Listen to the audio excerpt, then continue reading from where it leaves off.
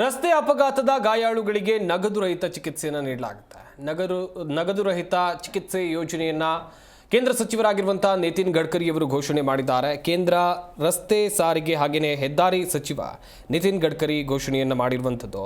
Hit and run ಪ್ರಕರಣದಲ್ಲಿ ಮೃತಪಟ್ಟರೆ 2 ಲಕ್ಷ ಪರಿಹಾರ, ಹಾಗೆಯೇ 11.6 ಲಕ್ಷದವರೆಗೆ 7 ದಿನಗಳ ಕಾಲ ಗಾಯಾಳುಗಳಿಗೆ ಚಿಕಿತ್ಸೆ ಹಣವನ್ನು ಸರ್ಕಾರ ಭರಿಸಲಿದೆ.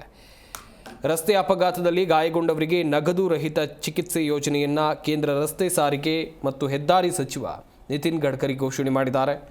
ಇದರ ಅಡಿಯಲ್ಲಿ ಅಪಘಾತದಲ್ಲಿ ಗಾಯಗೊಂಡವರಿಗೆ 7 ದಿನಗಳ ಕಾಲ 1.5 ಲಕ್ಷದವರೆಗೆ ನಗದು ರಹಿತವಾಗಿ ಚಿಕಿತ್ಸೆಯನ್ನು ನೀಡಲಾಗುತ್ತೆ. ಅಪಘಾತ ಸಂಭವಿಸಿದ 24 ಗಂಟೆಗಳಲ್ಲಿ ಪೊಲೀಸರು ಸಂಬಂಧಪಟ್ಟ ಸರ್ಕಾರಿ ಅಧಿಕಾರಿಗಳಿಗೆ ತಿಳಿಸಬೇಕು ಅಂತ ಹೇಳಿದ್ದಾರೆ. ಅಲ್ಲದೆ ಹಿಟ್ ಆ್ಯಂಡ್ ರನ್ ಪ್ರಕರಣಗಳಲ್ಲಿ ಮೃತಪಟ್ಟವರ ಕುಟುಂಬಕ್ಕೆ 2 ಲಕ್ಷ ಪರಿಹಾರವನ್ನು ನೀಡೋದಾಗಿ ಗಡ್ಕರಿ ಘೋಷಣೆಯನ್ನು ಮಾಡಿದ್ದಾರೆ.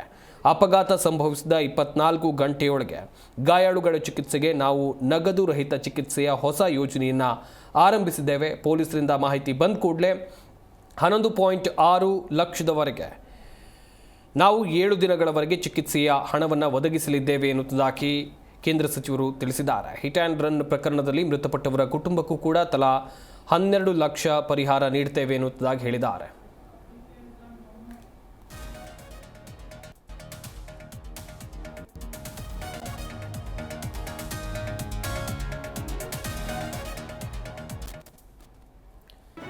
ಜಿ ಕನ್ನಡ ನ್ಯೂಸ್ ಈಗ ನಿಮ್ಮ ಮನೆಯಲ್ಲೇ ನೋಡಿ.